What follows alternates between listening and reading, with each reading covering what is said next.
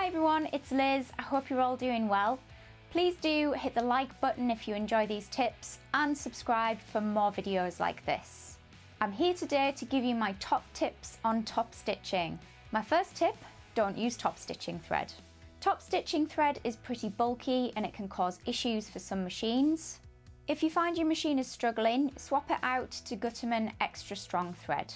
It's still thick enough to work as a top stitching thread and might just give your machine less issues. Don't be tempted to put top stitching thread in your bobbin, you should be using regular thread here. Something like Gutermann Soal. To keep your top stitching looking neat, adjust the tension. On a mechanical machine, the tension would be somewhere between 4 and 5 when sewing with regular thread. However, when you're sewing with top stitching thread or extra strong thread, the tension might need to be somewhere between 8 and 9 to keep the stitches looking balanced. On my machine, the default position for the thread tension is 0, so I just tend to put mine up to about 2.5 or 3. The best guide to know how much tension you should be increasing on your machine is to look at how the stitches look. If you look on the reverse of this row of stitches, you can see all the bumps and uneven stitches. The bumps are actually the top stitching thread getting pulled through to the reverse of the fabric, and this is no good. What you find here is when this happens, you can actually just pull the bobbin thread straight out of the line of stitches, which is not very stable. You should be increasing the tension if you see this happening, and you should be able to see that the stitches are fully balanced on both sides of the fabric. So you shouldn't be able to see the top thread sticking through to the rear, and you shouldn't be able to see the bobbin thread sticking through to the right side. Can I just shock you?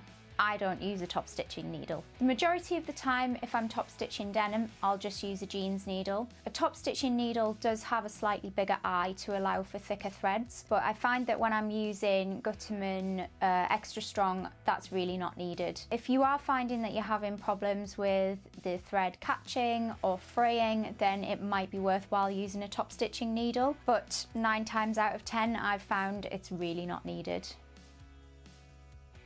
The key to neat top stitching is finding a point on the presser foot and lining the edge of the fabric up or the seam line up with that point. It'll just keep your lines of stitching really even and at an even distance away from the seam line or from the edge of the fabric. I like using this quilting foot because this part of the foot is exactly 3mm away from the needle. That way I know that when I line it up with the edge of my fabric or the seam line, I'm going to get a really nice even top stitch. For the second row of top stitching, I line it up with the wider part of the presser foot, which is 7mm. If I follow this rule, then I get nice even top stitching everywhere on the garment. For tricky top stitching where you can't line up with the edge or a seam, you can use a chalk pen, a chalk roller, or you can even baste a line of stitching using contrasting thread on your sewing machine. Basting is my favourite way to mark out the lines on something like a fly on a pair of jeans. Don't forget to remove the basting when you're done.